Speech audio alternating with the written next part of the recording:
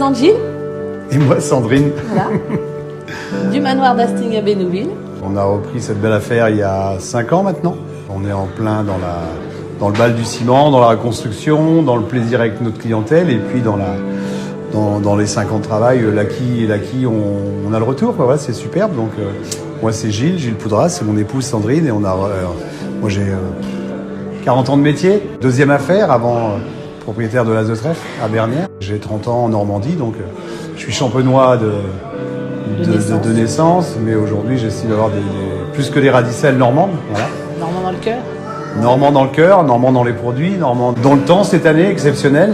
Faut un petit clin d'œil à Normandie, on va bientôt battre la Côte d'Azur, donc c'était royal et donc on a pris le challenge de reprendre cette entreprise qui était un peu en perdition et moi et Sandrine on s'est regardé, on a dit allez, la cerise sur le gâteau et on y va. Un gros chantier énorme. J'ai menti à mon épouse. Je lui ai fait croire que c'était pas compliqué, que tu vois, ça va être super, c'est un lieu magique, ça va être facile. Donc elle m'en a voulu la première année, sérieusement les premiers 6 mois. Ça a été dur, mais c'est normal, il y a le couple, il y a l'entreprise, il y a tout ce qui tourne autour, l'équipe. On va faire une nouvelle équipe. Qui nous a soutenus aussi et qui nous a permis d'en arriver déjà là au bout de 5 ans. J'ai beaucoup je leur fais un clin d'œil, nos collègues étoilés qui sont venus aussi voir ce lieu pour savoir si c'était une entreprise facile à reprendre, mais je pense qu'ils avaient mieux jugé que moi la dure réalité.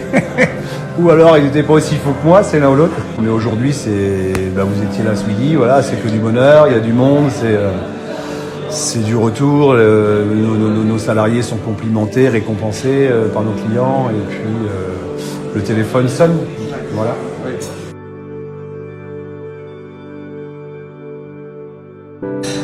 Oh la vraie vérité vraie, mon père. À l'époque, il y a quand même quelques années, mon père est toujours ce monde et je pense à lui. Je suis en train de lui préparer un colis pour les fêtes de Noël que je vais expédier à Reims. Donc mon père, parce que c'est un gourmet, à la folie, aussi bien du vin, de la bouffe et des femmes. Donc toutes les qualités du monde pour un homme. Il avait vu en moi le bon soldat qui allait charbonner pour aller éplucher les épinards, les haricots verts, enfin toutes ces choses-là. Donc j'étais toujours dans ses pattes à faire la cuisine. Puis on allait au marché aussi, puis il avait toujours ses super bonnes adresses. Et puis manger à la maison, c'était important. Hein. Plus que des je t'aime et des mots d'amour avec les parents de notre époque, c'était un peu compliqué. Donc c'est vrai que la table, mon père, c'était sa façon lui de nous dire venez les gamins, mettez-vous à table, on va se régaler, quoi. Donc c'est ça. Je savais vers l'âge de 11 ans, 12 ans que j'allais faire ce métier-là, mais j'étais attiré par les chevaux. Et je m'étais quand même renseigné un peu l'esprit rebelle vis-à-vis des parents, Maison Lafitte, la jockey et tout. Puis quand on a vu que ça coûtait 20 000 € tous les 3 mois, enfin 20 000 francs, excusez-moi, je suis encore de la vieille génération, 20 000 francs pour 3 mois, mon père m'a dit cuisine, tu mangeras tous les jours à ta faim. On a fait les études jusqu'en 3e et j'ai pas voulu aller en seconde. Et puis je me suis éclaté en apprentissage chez AP, chez Gérard et Monique Ménard, à Chartres, où j'ai fait mes classes, à Varjoville, au CFA. J'avais dit aussi à ma mamie, mamie, un jour tu verras, tu mangeras dans mon restaurant. Donc j'étais tout queuse, mamie m'avait dit oui avec un grand sourire en pensant, wow, parce qu'on sait jamais les rêves des autres. Et j'ai emmené ma mamie dans mon restaurant à l'As de Trèfle manger. Et ce jour-là, j'ai pas travaillé, je me suis fait servir. Je crois que c'est l'une des seules fois où je me suis fait servir dans mon restaurant. Et d'abord, j'ai postulé. C'est moi qui ai cherché ma première place d'apprenti. J'ai fait un apprentissage au Jean de Beauce, en Eure-et-Loire, un restaurant où et on avait cet établissement où le midi on faisait 110, 120 couverts, 16 francs 50 le premier menu. Donc j'ai appris à taper dedans, à sortir du lot, même puis j'ai toujours un peu ce côté combatif, moi. Il y a hors de question qu'on me dépasse. Je passe le concours du meilleur apprenti d'Eure-et-Loire, j'arrive 2e, et puis bon, je suis déçu pas d'être premier, mais c'est comme ça. Je passe un BEP en candidat libre, et je veux essayer la collectivité, voir ce que c'est avant de m'engager. La Sogérès, je fais 2 mois, je rencontre un chef super qui me dit sors de là-dedans, fou. Mais voilà, je l'ai fait, et je suis parti là-dedans encore plus fort en disant voilà, je l'ai fait, j'ai vu. Mais en 2 mois, j'ai appris des choses que j'ai toujours acquis aujourd'hui quand je fais des gros services, des grandes prestations. Donc il y a toujours à apprendre chez les petits, chez les grands. Je suis quand même dans la gastronomie, et puis je vais travailler à Argenteuil, à la ferme d'Argenteuil, de Bisserie Verte à l'époque. Je rentre comme commis, je ressors comme second, et puis je dis non, moi je veux prendre ma première place de chef. Très vite. J'ai 21 ans, donc je dirais presque autodidacte à ce niveau-là. Quand on prend une ouverture, ma première place de chef à Chartres, au Parvis, une création, voilà, je fais mes 1 an, la direction ne comprend pas, je ne comprends pas, j'arrête. Je fais saison de sport d'hiver, Savoie, Haute-Savoie, où je m'éclate, mais alors là, dans tous les sens du terme. Parce que je conseille à tous mes copains cuisiniers qui sortent de l'apprentissage, saison. Et puis après, je fais la Côte d'Azur aussi, où là, je fais Menton, Nice, Monaco, enfin, pas mal de petites tables, pas de tables reconnues en tant que Michelin. Et puis, au bout de 3 ans, je remonte sur Paris. Je prends la responsabilité d'une grande brasserie, 250 couverts par service. Là, ça dépotait, j'allais à Rungis et tout ça. Je retourne à Chartres. Je rencontre Sandrine, la vie de famille, tout ça. Je rentre comme formateur à l'ARPEC. Pendant 1 an, je forme des CAP, des BEP, mais j'ai dit non, c'est pas fait pour moi. Mais c'est pas grave, ça m'a permis de repiquer dans les études, de reprendre, de rapprendre les fiches techniques, le pourquoi, du comment. Donc ça m'a fait un très grand bien. Je veux rentrer dans une chaîne hôtelière et je rentre dans un Climat de France, 89, 90, ouais. Je rentre dans un Climat de France que je voulais savoir. Tous mes patrons me disaient « Waouh, je gagne des sous avec toi ». Et au bout de 6 mois, mon patron me quitte et entreprend le Friendly ici en Normandie, qui s'appelle maintenant le Mercure, place de Boston City. Et puis nous deux, c'était vraiment bien passé le contact, tant professionnellement parlant que humainement, et puis que dans mon esprit, moi, d'entreprendre, j'ai toujours voulu entreprendre. Hein. Et Monsieur Robin arrive là, il me dit, je pense Gilles que je vais vous solliciter dans quelques semaines pour prendre le poste de chef ici, gros challenge. Une cuisine de 300 et quelques mètres carrés, on fait du monde en veux-tu, en voilà, on crée les agates. Et puis je fais 4 ans et demi, Monsieur Robin s'en va travailler sur un bateau en mer Noire et je décide de plus le suivre. Donc voilà, et on a un nouveau directeur avec qui ça ne le fait pas. Et là, Monsieur Hez Le Gris me sollicite pour faire l'ouverture du Café Mancel dans le sein de Château de Caen. Et puis on fait l'ouverture du Café Mancel avec Monsieur Tapier. Je présente Monsieur Majorel à l'époque, qui était ancien directeur du casino de Luc et qui faisait un stage chez nous. Et puis Monsieur Hez décide de le prendre comme directeur de salle. Voilà, donc on part 4 ans et demi ensemble au Royal. Je suis sollicité par plein de collègues, mais j'ai toujours dit à Monsieur Hez, je ne vous quitterai que pour m'installer. Donc j'avais mis la barre haute. Et 4 ans et demi après, je le quitte pour m'installer donc à l'As de Trèfle. Anciennement, pour tous les canets nocturnes, la Scotte, un bar de nuit réputé pour tous les gens de la restauration après le travail. On se retrouvait pratiquement tous là-bas, pratiquement souvent, à boire une bière, manger un truc rapide, mais bien fait. Et puis mon médecin, docteur Sheehan, me dit « Gilles, il y a quelque chose à faire sur l'As de Trèfle, comme une première affaire, je t'aide, je te mets en relation avec la municipalité. » Et là, je vais taper à la porte de la mairie, je leur en parle, je dis « j'ai pas de sous. » c'est une longue histoire, hein, c'est 40 ans, hein, et 20 ans d'entreprise, donc c'est pas fini. Hein. De toute façon, moi j'ai toujours rencontré des humains qui ont fait que ça m'a ouvert des portes, et mon maire se porte garant à hauteur de 50% du montant des crédits. Première en France. Hein. Et on arrive aux banques, on dépose tout, les banques, ils se battent là-haut. Je me rappelle, c'était un 14-15 décembre. Ils sautent de l'étage, la grande direction avait dit oui pour Monsieur Poudras, et il y en avait un des directeurs de l'époque qui a dit « J'espère que tu t'en vendras pas les doigts ». Et Monsieur Maheu, qui est maintenant le crédit mutuel de Land. Et lui, il saute là-haut, je le vois, anciennement venu du 6 juin, il y a 30 ans, je vous parle de ça. Il saute, c'est oui, parce que c'était indéfendable mon truc. Il y avait même des arrêtés préfectorales, et en liquidation, on ne suit jamais. Et puis moi, j'avais que 70 000 francs en poche. Pas 70 000 euros, 70 000 francs. Kyochi. On démarre au mois de juillet 99. L'équipe de France devient champion du monde. Moi, j'ouvre mon restaurant. Je sors pour la première fois mes poubelles à moi de mon restaurant. Vous savez pas cette sensation. Je regarde mon As de Trèfle, c'est mes poubelles. C'est plus celle de mes patrons. Ce sont mes poubelles que je sors. Mais je vous en ai déjà parlé. Hein. À chaque fois, ça me fait le même effet. Hein. Et là, on démarre la première année, le téléphone, c'est bien le chef Poudras, c'est bien l'ancien chef du Café Mancel, c'est bien l'ancien chef du Friendly, le chef Poudras. Et voilà, l'affaire est lancée. Et bali-ballant avec tout ce que ça représente. Et puis en 2008, on est en plein dans la crise. Et là, je me rends compte que les grosses chaînes hôtelières font des investissements. Et donc, je vais voir Bernard Benèche et je dis, Monsieur Benèche, j'ai un projet, je vous veux, je veux un architecte, je dois faire ça à moitié, nana. Il me dit, Monsieur Poudras, vous savez, ça va vous coûter une blinde, quoi. C'est cash, hein, c'est net. Et là, il me balance le prix. Je regarde Sandrine. Oh là. Et puis, je dis, on y va. Et on recrée deuxième naissance de l'As de Trèfle au bout du jour et tout.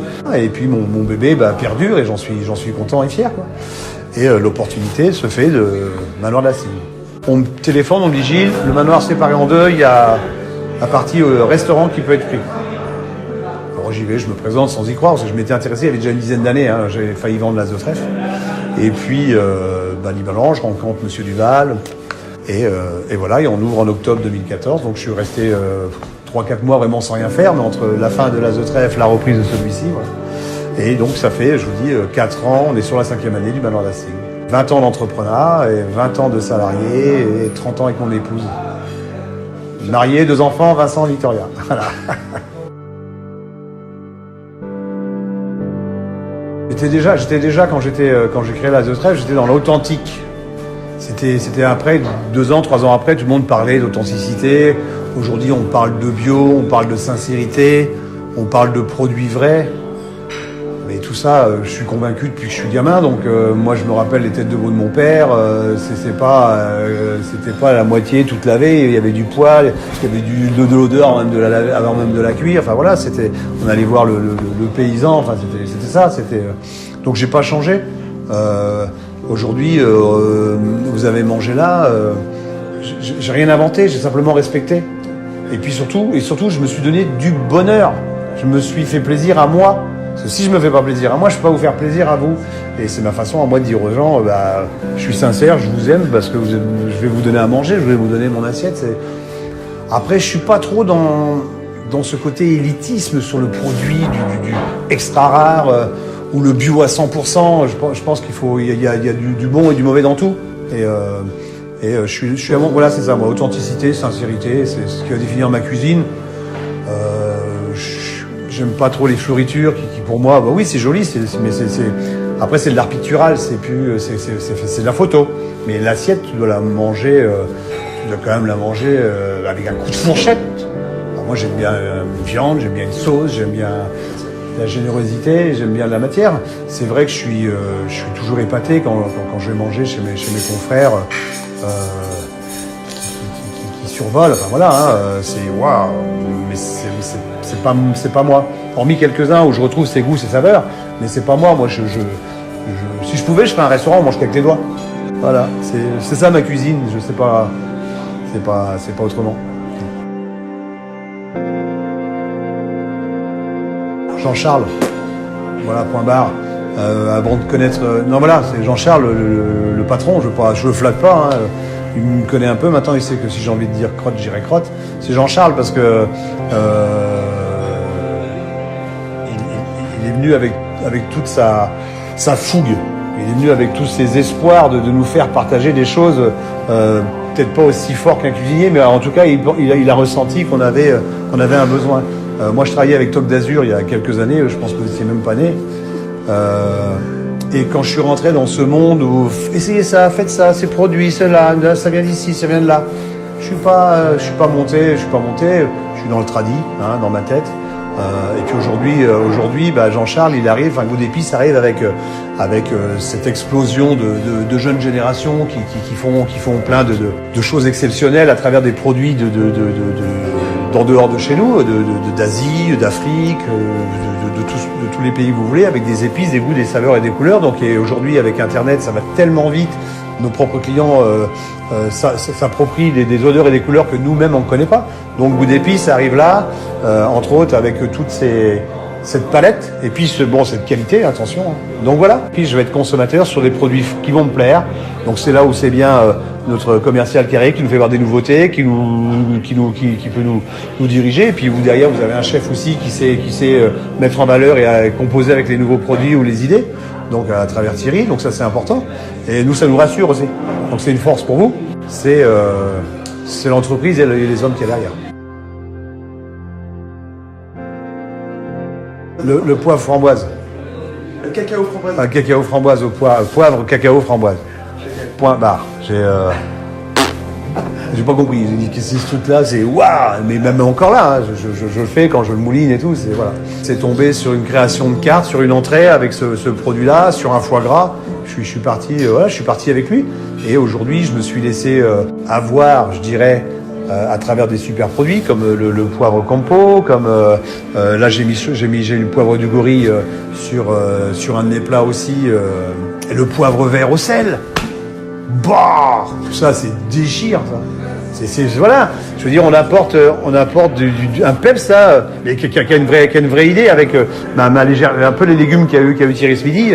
Bon, on émincé d'épinards au beurre, donc on a le poivre qui va et on se rince, on s'adoucit la bouche avec les épinards. Voilà, mais voilà, j'aime me faire séduire et j'aime qu'on me séduise et je vais y aller par voilà. Moi, c'est Éric Fréchon. J'ai compris quelque chose dans ses cuissons avec ses bouts. J'ai jamais mangé chez lui. Je le vois à travers toutes les magazines que je reçois. Et moi, quand je me possède même en plus. Quand j'ai lu sa recette du homard fenouil Éric Fréchon où il cuisait ces 3 produits, la tête, la queue, les pinces avec un chronomètre à la main et chacun son temps, et que j'ai mangé son homard, j'ai copié le homard de Éric Fréchon. Bah, j'ai dit oui, ils sont pas macarons pour rien, quoi. Et puis voilà, puis après il y a toute sa déclinaison, son côté humble, c'est pas un feu d'artifice, et voilà, c'est lui que je mettrai en avant. Bien sûr, j'ai plein de copains, mais voilà, si on part dans l'élitisme, ouais, c'est lui que je mettrai en avant pour.